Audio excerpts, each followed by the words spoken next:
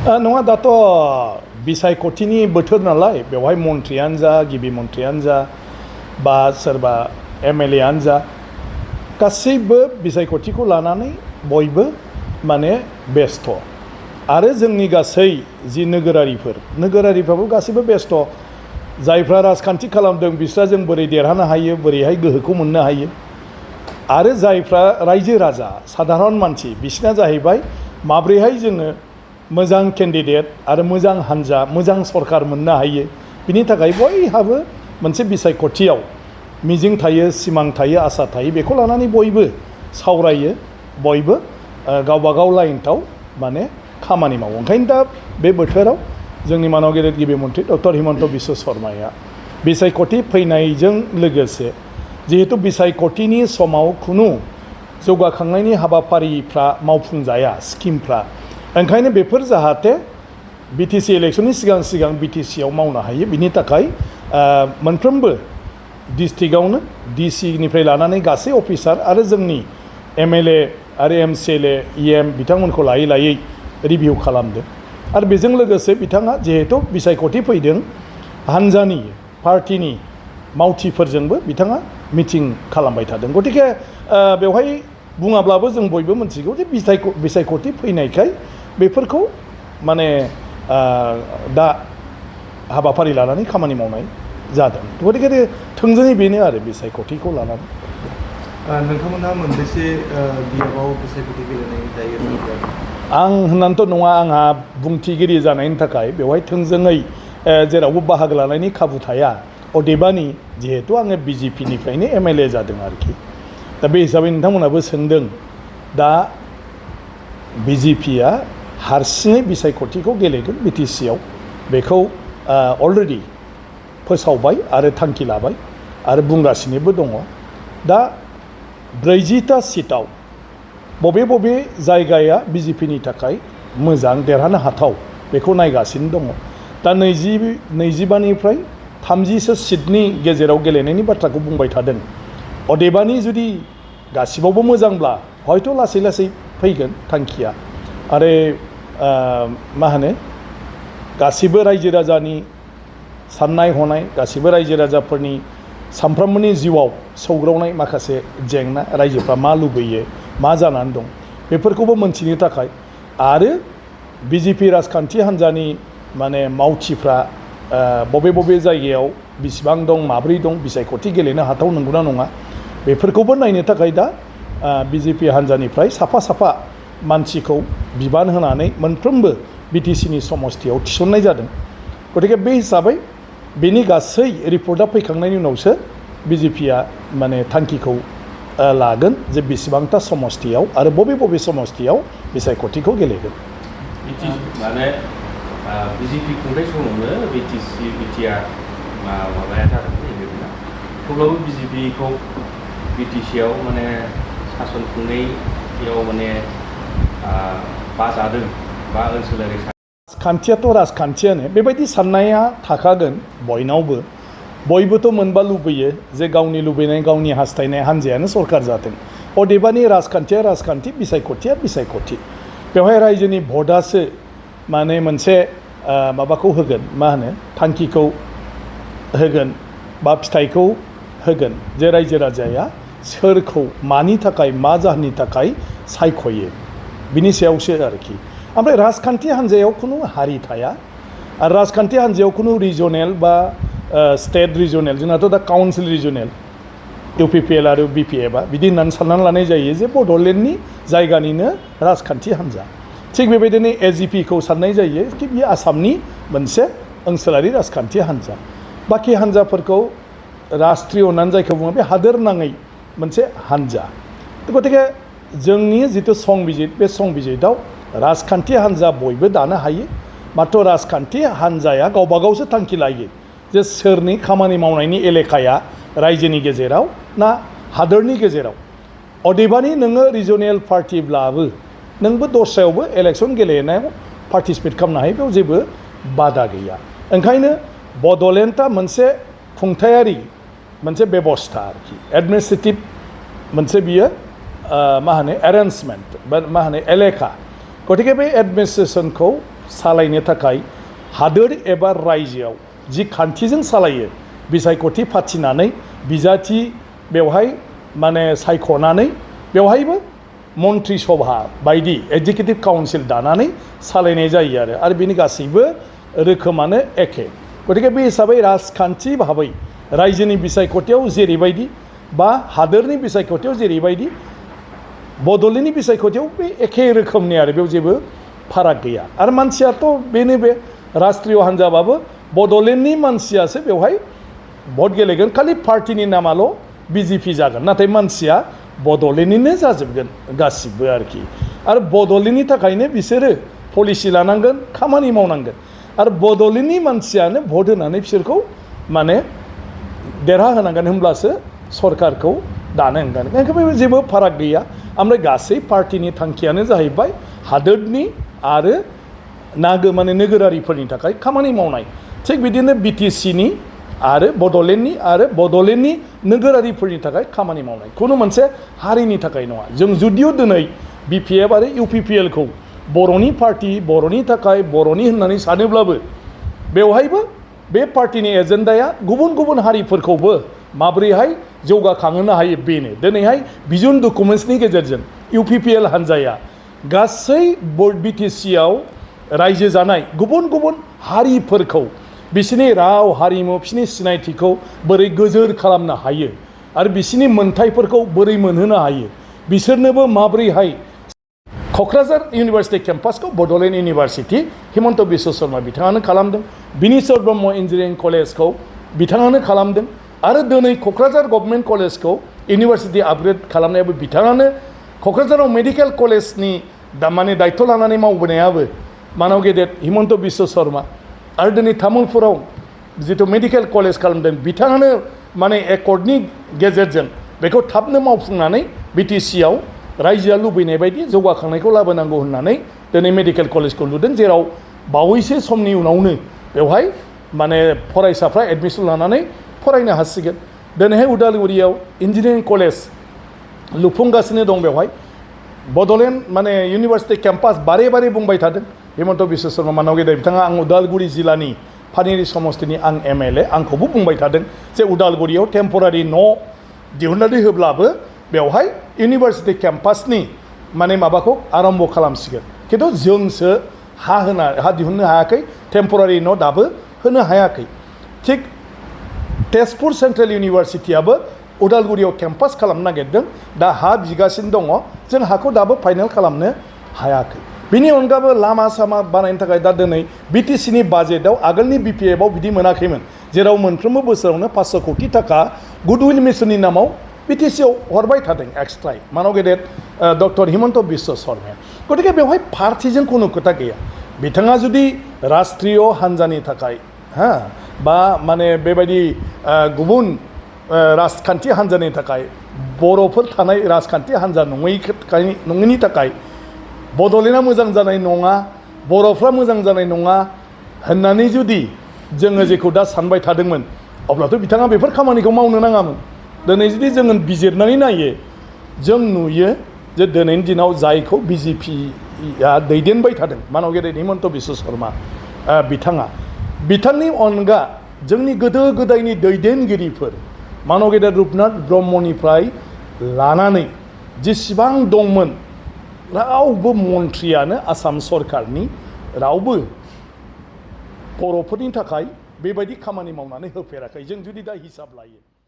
निजेनो मावनानै होनो मोनदों बर' थुनलाइ आफादजों बेखौ थानाय गासिबो मानव गेदेर डक्टर हिमन्त बिश्व शर्मा बिथांनो गासिबखौबो खालामजोबदों गतिके बेवहाय ओंखायनो पार्टि नङा मानसिनि गोसो गतिके मानसिनि गोसोआ मोजांब्ला गासिबो खामानिया मोजां जागोन आरो मानसिनि गोसोआ मोजां नङाब्ला पार्टिया मोजांब्लाबो खामानिया मोजां जानाय नङा ओंखायनो आं सानो बिसायख'थियाव बे नंगौ सरसानि बाथ्रा जे बे राजखान्थियाव बयबो गोरलैखौ लुबैगोन आरो बयबो गाव मोजां मोननाय पार्टियानो सरकार जानो हायोबा मोजां बेखौ बयबो हास्थायगोन नाथाय राजखान्थिया राजखान्थि बिसायख'थिया बिसायख'थि बेवहाय मोनफ्रोमबो राजखान्थि हान्जायानो बाहागो लागोन बेखौ जोङो बादा होनानै दोननो हाया मानो राजखान्थि हान्जा आरो राजखान्थिनि मावथिफोरनि थांखियानो जाहैबाय जायखिजाया बिसायख'थियाव बाहागो लानानै देरहानाय आरो रायजो राजानि खामानि मावनो हानाय हिसाबै गोहोखौ लानानै बिनि थाखाय माखासे परिकल्पना बिखान्थि लानानै बायदिसिना स्किम लानानै जायगानि जौगाखांनाय आरो रायजो राजाफोरनि थाखाय खामानि मावनाय गतिके ओंखायनो बे बिसायख'थियाव बे साननाया फैगोन खिन्थु आं सानो लासै लासै बे साननाया क्लियार जालांगोन राजखान्थियाव बर' हारसानि खोथा गैया गासै राजखान्थि हान्जायानो जों जायखौ बर'नि राजखान्थि हान्जा होनदोंब्लाबो गुबुन गुबुन हारिनो माने खामानि मावनानै होनायनि बाथ्राफोरखौ होनगासिनो मानो बयखौबो लाब्लासो नोङो मोनसे सरकार दानो हागोन आरो बयखौबो लानानै खामानि मावोबासो मोनसे एलेकाखौ नोङो जौगाखांहोनो हागोन आरो बे बिटिसि नङा बे बेलायाव बिथाङा जेखौ बुंदों गावनि सेन्ट्रेल गभर्नमेन्टनि रेकर्ड मथे आरो मिरु सरकारा जेसेबां मावनांगौ गावसिनि बिबान दंमोन बेखौ अलरेडि क्लियार खालामबाय दिनै सेन्ट्रेल इउनिभार्सिटि बेखौ अलरेडि एडुकेसन डिपार्टमेन्टआ क्लियार खालामना होबाय अदेबानि जोंनि बड'लेण्ड सरकारा दा हाखौ दिहुननानै होनो हाथ'वाखै आयदानि थाखाय बड'लेण्ड इउनिभार्सिटिखौ सेन्ट्रेल गभर्नमेन्टनि एडुकेसन मिनिस्ट्रिया दासिमबो बेवहाय लुनो थाखाय माने लाहार फाहार खालामनो हायाखै बेबायदि पेकेजनि फैसाखौ मालाबानो क्लियार खालामना होदों सेन्ट्रेल गभर्नमेन्टआ बेवहाय प्रप'जाला थांबानो जागोन अदेबानि बे प्रप'जाला दा माने बेवहाय थांदोंब्लाबो माखासे गाइडलाइन माखासे माबिखौ नायदों होननानै मानाव गेदेर रोनगोरा नार्जारि बिथांनि कुइसनाव डनार डिपार्टमेन्टनिफ्राय अलरेडि रिप्लाइ होनाय खोथाखौ जों बयबो मिथिगौ 62 कौटि रां अलरेडि सेंसन हरबाय पेकेजखौ सेन्ट्रेला गावसिनि भागनिफ्राय अदेबानि 62 कौटिखौ दासिमबो माने फान्डखौ डिमान्ड खालामाखै माने बिल दाबो मोनाखै आरोखि माने मावनायनिखौ आरोखि थारमाने हयथ' टेन्डार जायाखै हयथ' बेखिनि खामानिया जाथ'यैखाय फैसाखौ दाबो बाहायनो हायाखै अदेबानि सेन्ट्रेला बे फैसाखौ नोङो बाजेटारि प्रभिजनाव माने गासिबो खालामनानै दोनखाबाय जेब्लानो माने फैसाखौ नांगौ जायो बेवहाय अब्लानो फैसाखौ हरनो हागोन नाथाय पेकेज माने माबा खालामनायफ्रा माने जोंनियावसो दा मावफुंनांगौल'सो दं सेन्ट्रेलनिफ्राय मावनानै होनांगौ गासिबो माने खामानिफ्रा जाफुंजोबनानै दङ दा ओंखायनो 92% होनदों बेफोरखौ मोजाङै जुदि सेन्ट्रेल रिलेटेड माबाफ्रा मा दं बेखौ नायला बे जागोन बेराफारसेथिं बेवहायबो 6.3 नि बाथ्रा बुंदों बा 3 पइन्ट मा होनदोंमोन 6.3 अलरेडि माने कलेज जा 10 खान प्रभिन्सियेलाइजनि थाखाय स्टेटआ माबा लादोंमोन अदेबानि बेखौ माने स्टेटआव फाइनान्सियेल कनकारेन्सखौ लायाजासे बिटिसिआ काउन्सिलाइज खालामनानै होग्रोनाय जादों आरो दा बिटिसिआ बे 10 खान कलेजनि थाखाय बिटिसिनि माबा मथे नर्म्स मथे बिसोर बानायनानै बिसोरनि मोनसे सेलारिनि थाखाय बिसोरो फाइनान्सियेलि सापर्ट बिदों बे मथे ग्रेड इन 8 टाइपनि बे सेलारिनि थाखाय फैसा हरनाय जादों दा बे प्रभिन्सियेलाइजेसन सम्पुर्ण जायाखै आरो सम्पुर्ण जायैनाया जाहैबाय बिटिसिआ फाइनान्सियेल कनकारेन्सखौ लायाखै आरोखि फाइनान्सियेल कनकारेन्स जायालासिनो माने काउन्सिलाइज खालामनाय जादों माने काउन्सिलनिफ्रायनो खालामनाय जादों नाथाय जोंनि बिटिसि सरकारा जिकुनु गोदान पस्ट जिकुनु जुदि जोङो माने सोरनोबा रेकारिं एक्सपेन्डिचार खालामनांगौब्ला बिनि थाखाय जोङो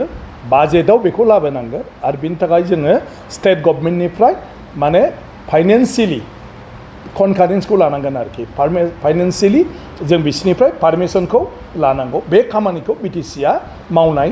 जायाखै आरो बे खामानिखौ मावैनि थाखाय दिनैहाय 10 खान कलेजा माने फुल प्रेजेड प्रभिन्सियेलाइजेसन जाथ'वाखै बाखि स्कुलफोरनि जिखिनि जोंहा निड बेसिसाव लिस्ट फाइनेल जानांगौ बे लिस्ट फाइनेला दाबो जास्लाबजोबाखै आरो बबे प्रसेसआव जानानै दं आं मिथिया खिन्थु स्टेट गभर्नमेन्टआ होनदों जे माने दासिमबो जितु निड बेसिसाव खालामजोबगोन होननानै प्रभिन्सियेलाइजेसनखौ 6.3 नि मथे नाथाय निड स्कुलफोरखौ दाबो फाइनेल खालामाखै बेनि थाखाय कमिटि दादों कमिटिया माने डाइरेक्टरा दं बिटिसिनि डाइरेक्टराबो बेवहाय गतिके बे हिसाबै मा जानानै दं बे मोनथिया गतिके बे जाहैबाय जोंनि काउन्सिलनिबो दायित्व दं गभर्नमेन्टनि ओमफ्राय दुलाराय बर' फरायसा आफाद आरो बर' थुनलाइ आफादा सोद्रोमा हिसाबै दंफायो बे कमिटियाव गतिके बिथांमोना मोनथिगोन आरो बाखि स्टेटनि पेकेजखौ बाजेट माबाफ्राव प्रभिजनाव लाखिबाय थानाय जादों आरो बेखौ हरदों अदेबानि 500 कौटि करि माने स्टेटआ एक्सट्रायै लामानि थाखाय आरो हरगासिनो दंबावो बेफोरनि अनगाबो जेराव 750 कौटि थाखा ना 500 कौटि थाखा स्टेटनि चेयारमोन माबाया 1500 कौटि माने पेकेजनि गेजेराव आरो बेवहाय स्टेटआ अलरेडि बे पेकेज बिनि अनगाबो मानाव गेदेर हिमन्त बिश्व शर्मा बिथाङा बिटिसि ओनसोलाव जाहाथे आरोबाव खुब मोननै गोख्रोङै माने जौगानो हायो लामा सामाफ्रा दिगदार जाया बिनि थाखाय 500 कोटी बोसोरफ्रामबो एक्सट्रायै गुडविल मिशननि नामाव फैसा हरबावनाय जादों आरो बिनि अनगाबो स्टेट प्रजेक्टफोरखौ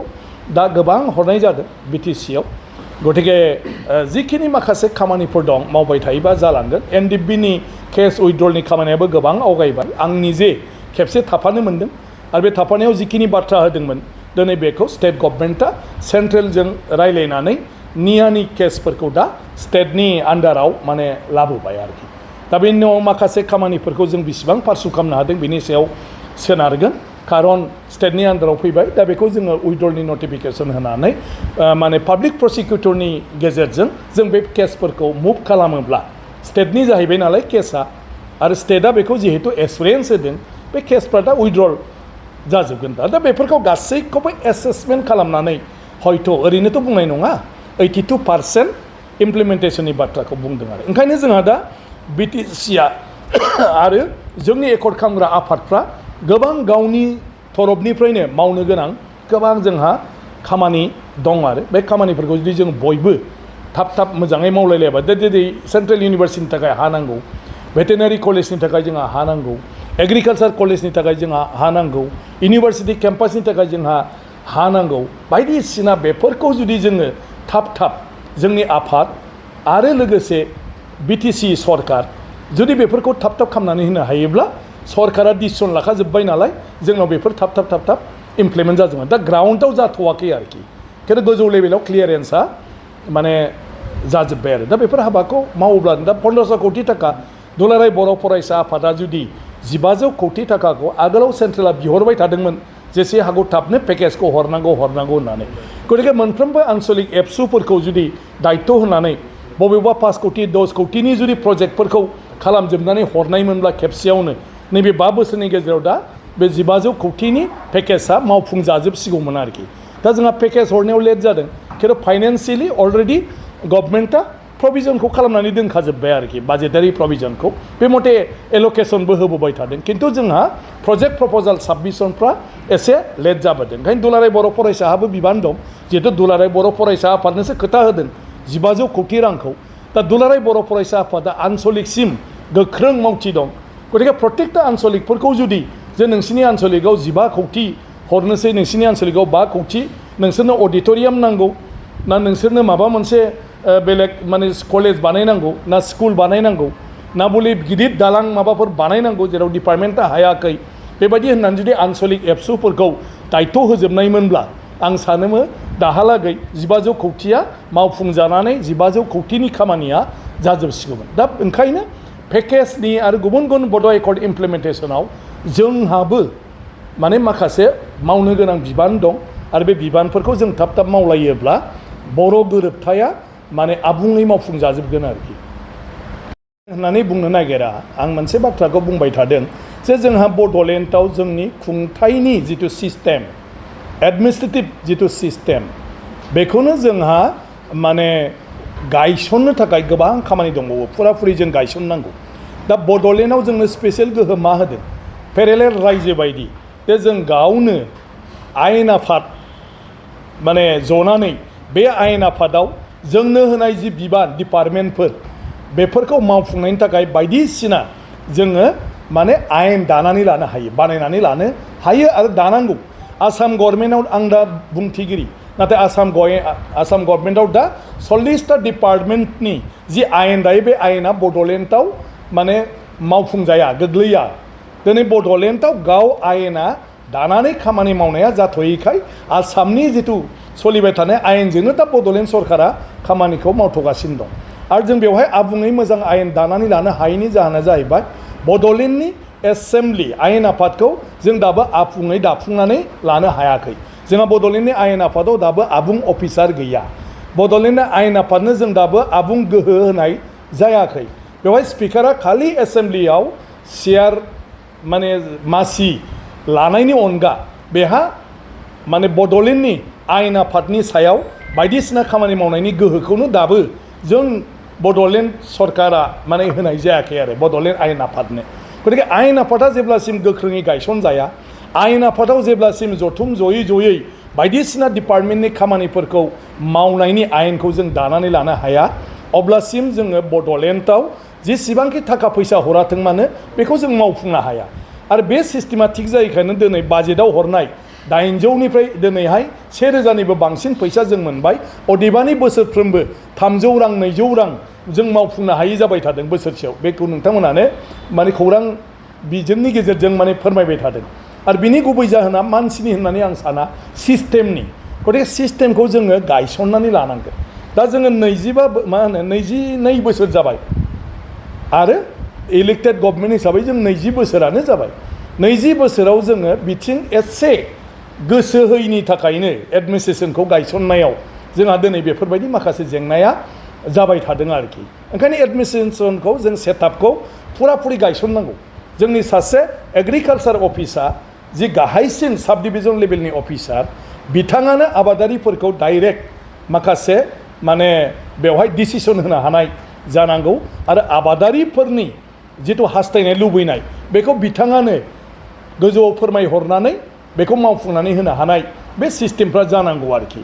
दा बेफोर सिस्टेमा जोंनाव जायाखै हा हुआव सार्कोल अफिसारानो गासिबो खामानिखौ मावनो हानाय जानांगौ बेनि थाखाय जों आयेनखौ बानायनांगोन आयेनखौ बानायनांगौबा आयेन आफादा आबुं जानांगोन अफिसार थानांगोन आयेन आफादा बेफोरखौ माने गासिबखौबो थिग थाक खालामनानै नायनो हानाय जानांगोन जों दाबो आयेन आफाद कमिटिखौनो जों दानो हाजोबाखै बिटिसिआव गासैबो बिफाननि खामानिया मारै जादों मारै जायाखै बेखौ जाहैबाय आयेन आफाद कमिटिया नायो जेराव एमसिएलएफोर 6 जन 7 जननि कमिटि थागोन आरो बे 6 जन 7 जन एमसिएलए कमिटिया बबे डिपार्टमेन्टनि खामानिया माने आयेन आफादाव लानाय बाजेट बायदि खामानिखौ बेखिनि थाखा फैसाखौ मावनो हादों हायाखै बेखौ बे कमिटिया गिदिंबाय थागोन नायबाय थागोन आरो सरकारनो फोरमायबाय थागोन जनायबाय थागोन आरो सोरबा अफिसारा जुदि मोजां मावाखैबा गाज्रि मावाखैबा बिनि सायावबो बेबस्था लानो थाखाय राहा लानो थाखाय बे कमिटिया रिकमेन्डेसन होगोन नाथाय बे कमिटिफोरखौ जोङो एसेम्ब्लियाव दानो हायाखै आरो बेबायदि मावनो हायाखै दा बेफोरबायदि जाहोनावनो बिटिसिनि गोबां खामानिखौ जों गोरोबथानि गेजेरजों गोहोखौ मोनदोंब्लाबो नाथाय जोङो बेफोरखौ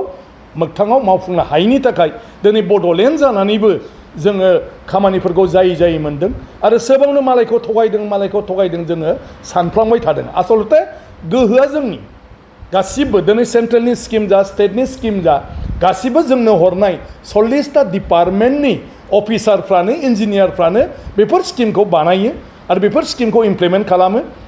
बड'लेण्डनि चिफनिफ्राय लानानै इएम बिथांमोनहानो जोब गासिबो नाथाय सिस्टेमाथ' थानांगोन सिस्टेम थाब्लासो नों मनिटरिं खालामनो हागोन सिस्टेम थाब्लासो नों रिभिउ खालामनो हागोन सिस्टेम थाब्लासो डिस्ट्रिक्ट जिरायबाय थानानै खामानि मावनो हागोन दा बेफोरखौ थिग खालामबानो जायो ओंखायनो खुनु दैदेनगिरि आरो माबाफोरखौ आङो दाय होनो नागिरा जोंहा सिस्टेमाव अभाब दं आरो बे सिस्टेमखौ जोङो गोसो होआब्ला बड'लेण्डआ जेसेबांखि जोङो गोरोबथायाव गोहो गोरा हिसाबै मोनाथों मानो संबिजिताव जेसेबांखि जोंनो गोहो होनाय थायाथों मानो बेखौ जुदि जोङो बानायनानै लायाब्ला अब्ला बे गोहोआ ओरैनो गोजावनानै थागोन बेजों जोङो खुनु खामानि मावनानै लानो हाया गतिके बिनि प्रयजन बेखौ जों बयबो मोनदांनांगोन आरो बेखौ मोनदांनांगौबा राजखान्थिगिरिफ्रा बांसिन मोनदांनांगोन ओंखायनो जायखि सरकार फैयाथों मानो बे सरकारा बेखौ जुदि गोसो होनो हायाब्ला आं सानो जे बड'लेण्डआव नों जेसेखि सेन्ट्रेलनि स्टेटनि प्रमिस मोनाथों मानो अदेबानि नोङो बड'लेण्डआव मोगथां महराव बेखौ नों मावफुंनानै लानो हानाय नङा जेंनाया जाहैबाय जोंनि माखासे बानायनानै लानो गोनां दं बेखौ सेन्ट्रेलाबो खालामा एसेम्ब्लियाबो खालामा जों बड'लेण्डआ गावसो खालामनानै लानांगोन दा आं होनदों जे आसाम आयेन आफादा दिनै बर' रावखौ जोङो ट्रेन्सलेटरल' नङा इन्टारप्रेटरसिम जों लांबाय आरो गासिबो प्रसिडिंआ बर' रावाव दा ओंखारबाय थासिगोन गासैखौबो जों बर'आव खालामबाय नाथाय आं होनबाय थादों मा बड'लेण्डनि एसेम्ब्लिनो दासिमबो फुरा गोहोखौनो होनाय जायाखै जोंनि गभर्नमेन्टआनो बड'लेण्डनि गभर्नमेन्टआनो दा बेखौ जेब्लासिम फुरा गोहो होआ आरो बड'लेण्डनि एसेम्ब्लिया फुरा गोहोखौ मोनाब्ला बेवहाय एसेम्ब्लियाव माखासे खामानिखौ मावफुंनो थाखाय थांखि लानायाव गोब्राब दा बेवहाय बर'नि राव सोलायनाय ट्रेन्सलेटर बायदिसिना पस्ट क्रिएसन खालामनांगोन आरो पस्ट क्रिएसन खालामनांगौबा पस्टखौ प्रप'जाल हरनो हानाय गोहोखौ मोननांगोन फाइनान्सियेल गोहो माखासे मोननांगोन थाखा फैसा बेफोरखौ लानानै बिसोरो कन्ट्राक्चुवेलाव लानानैब्लाबो बर' रावनि खामानि मावनो माखासे स्टाफ बानायनांगोन आं आसाम एसेम्ब्लियाव माने खमावबाबो फ्राय मा होनो 8-10सासो मानसिफोरखौ आरोखि गोरों बासिनानै आङो कन्ट्राक्चुवेलाव दरमाहा होदों आसाम एसेम्ब्लिनिफ्राय कन्ट्राक्चुवेलाव दरमाहा होनानै आङो एसे स्पिकार जाखांनायनि उनावनो आङो बर' रावखौ माने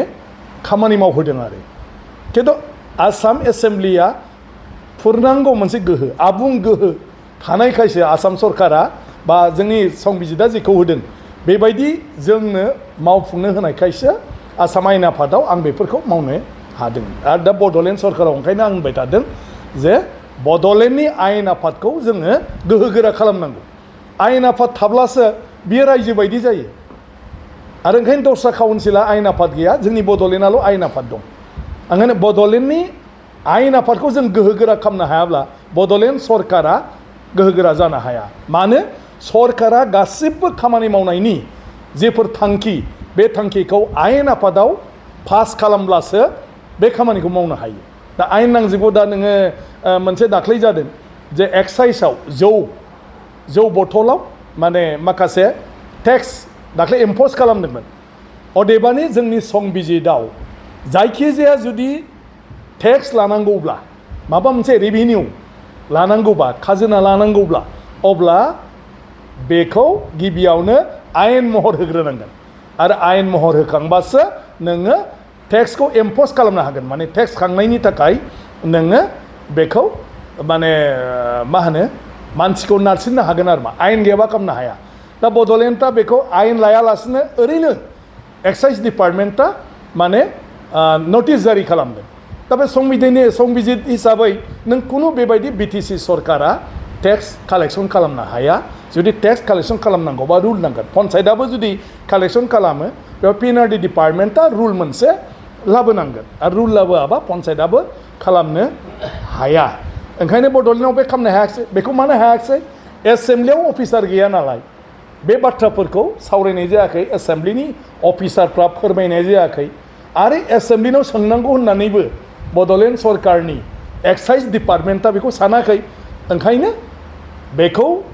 नोङो दिनै थांखि लादोंमोनब्लाबो बेखौ मोजाङै मावफुंनो हानाय जायाखै ओंखायनो आं बुंनाया गासिबो खामानिखौ मावनो हायो अदेबानि जोंहानो दं बेखौ मावनाङा बेयाव सेन्ट्रेलनि पारमिसन नाङा स्टेट गभर्नमेन्टनि पारमिसन नाङा बेवहाय बिटिसि सरकारा जों गावनो हायो नाथाय गाव जेब्लासिम खालामा अब्लासिम मालायाथ' मा खालामफैनो बेवहाय ओंखायनो जों बेफोरखौ गोसो होनांगौ जों सोमावसारनायाव जोंना मामोन जों बेफोरखौ लानांगौ दिनै जोंहा हारिमुनि आफाद दं कालचार डिपार्टमेन्ट दिनै जोंहा सिनेमा आरो थियेटारनि डिपार्टमेन्ट दं जोंहा दिनै लेंगुवेजनि डिपार्टमेन्ट दं